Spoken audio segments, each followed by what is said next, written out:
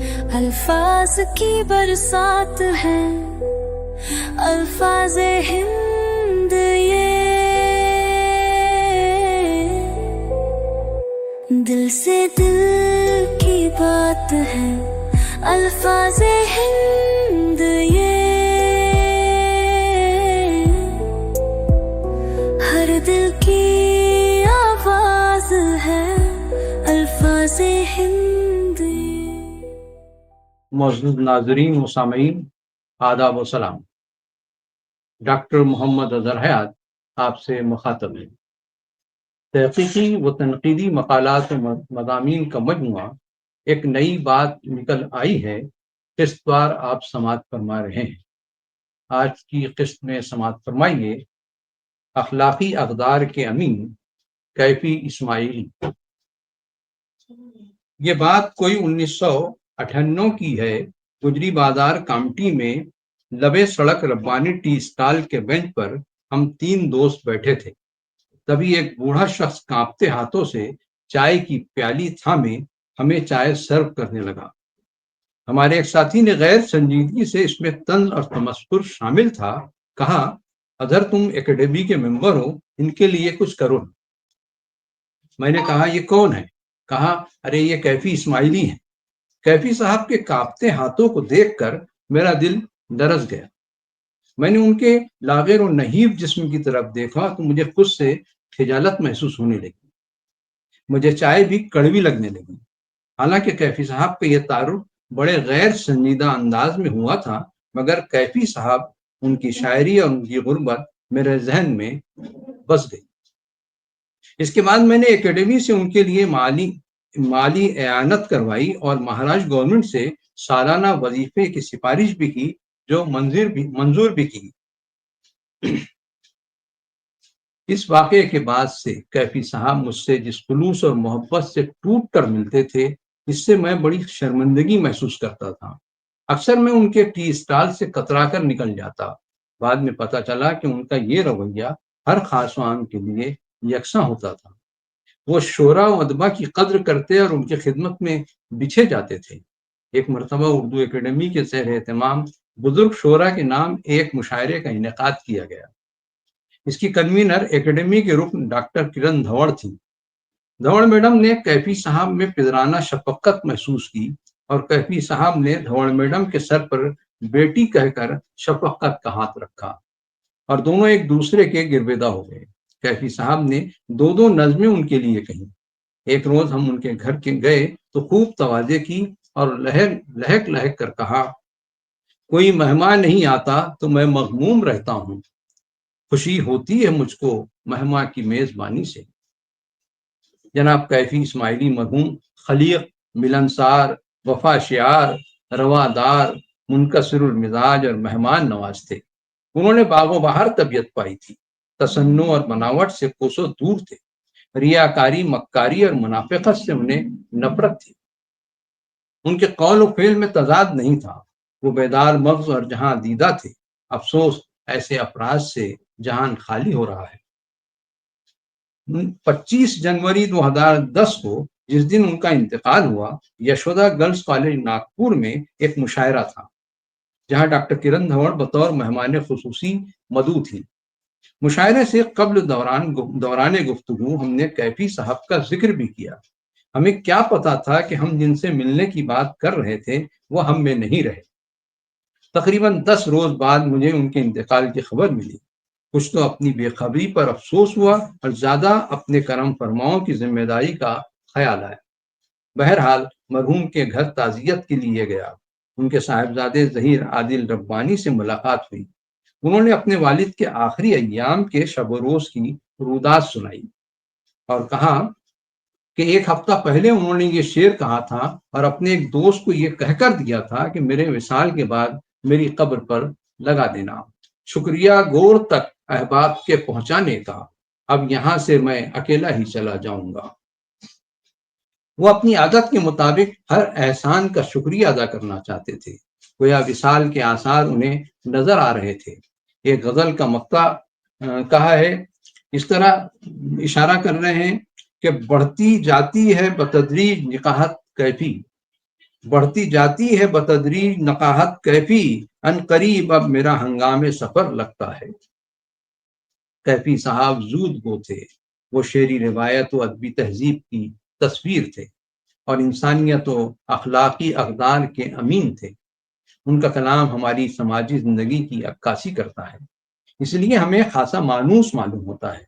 وہ اپنے خیالات کے اظہار کے لیے لفظوں کے پیچوں میں نہیں الجھتے تھے، بلکہ انتہائی سلیس زبان میں، رواں دواں زبان میں اپنی بات کہہ جاتے تھے۔ ان کا ولیم مجموعہ کلام خواب جاگتی آنکھوں کے اگست 2004 میں منصع شہود پر آیا، جو 144 صفحات پر محیط ہے۔ اس میں 2 حمد، 3 نعتیں، 73 غزلیں، 54 ماہیے، 20 قطعات، 10 رباعیات، 16 نظمیں، 1 قصیدہ، 3 منقبت اور 1 سلام شامل ہے۔ گویا کیفی صاحب نے شاعری کی ہر صنف میں طبع آزمائی کی اور خوب کی۔ غزلوں میں جہاں شعری روایات کی پاسداری پائی جاتی ہے، وہیں عصری رجحانات بھی موجود ہے۔ حسن و عشق کی وارداتیں والہانہ انداز میں ملتی ہیں، ساتھ ہی غم روزگار کا احساس بھی نظر آتا ہے۔ ان کے اشعار صرف لطف و انبساط نہیں پہنچاتے، بلکہ غور و فکر کی دعوت بھی دیتے ہیں۔ دراصل ان کی تمام شاعری کا موضوع انسانیت، تہذیب اور اخلاقی اقدار ہے، اور یہ موضوعات آفاقی ہیں، نیز انسان و انسانیت سے مربوط ہیں۔ یہی وجہ ہے کہ ان کے اشعار سنتے ہی دل میں اتر جاتے ہیں۔ وہ غربت و ثروت، دوستی و دشمنی، تیرگی و نور کے حوالے سے بڑی معنی خیز بات کہتے ہیں۔ کیفی صاحب نے زندگی کو قریب سے دیکھا تھا اور بڑی باریک بینی سے اس کا مشاہدہ کیا تھا۔ یہی کیفیت اور اثر ان کی شاعری کا اصل جوہر ہے۔ ان کے یہاں زندگی کے اتار چڑھاؤ کی ترجمانی نہایت خوش اسلوبی کے ساتھ نظر آتی ہے۔ شاعر کا شعور چونکہ ہمیشہ جاگتا رہتا ہے، اسی مناسبت سے وہ چشم تصور سے خواب بھی دیکھتا ہے۔ شاید اسی حوالے سے ان کے مجموعہ کلام کا نام خواب جاگتی آنکھوں کے رکھا گیا ہے۔ اسی پس منظر میں کیفی صاحب کی غزل کے چند اشعار ملاحظہ فرمائیے۔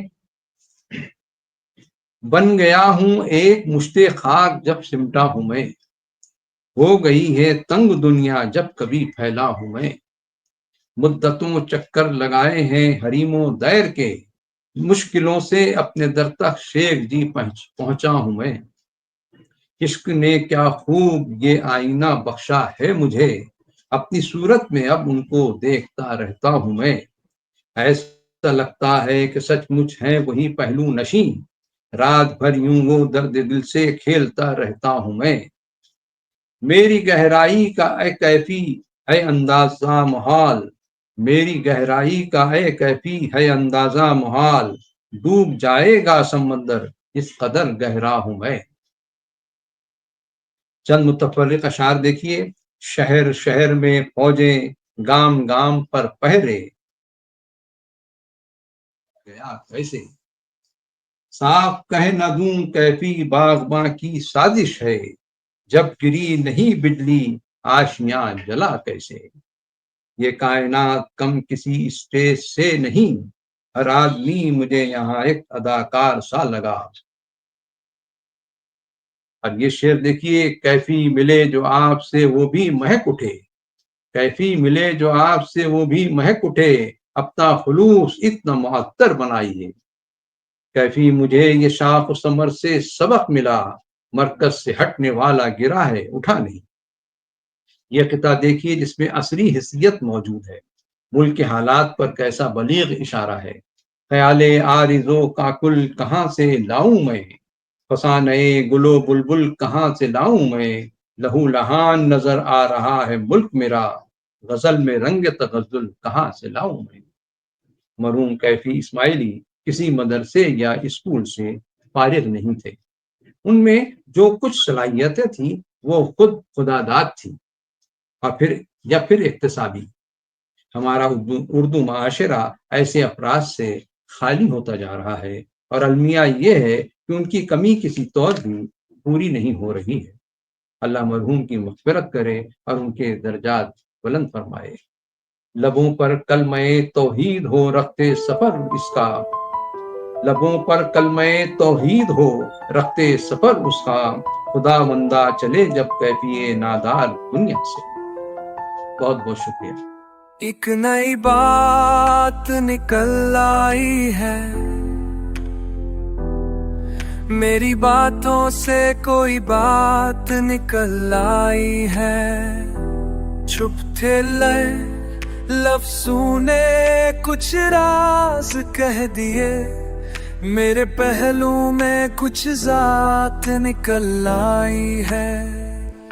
एक खामोशी ने गजल सुना दी है, एक नई बात निकल आई है।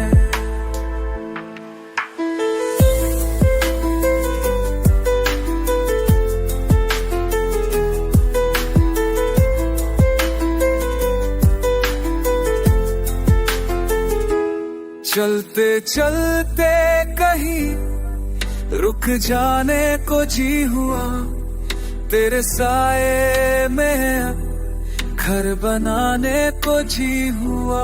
बेवजह सी हंसी तेरी दिल को भा गई, जैसे तन्हाई से मुलाकात निकल आई है। धड़कनों में तेरी सौगात समा दी है, एक नई बात निकल आई है।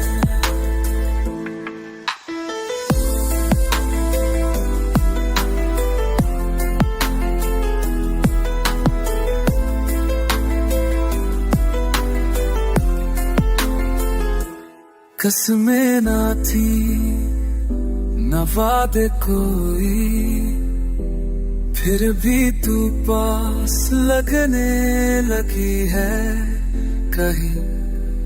तेरे आने से मौसम सा बदल गया, रुत अधूरी थी अब बरसात निकल आई है।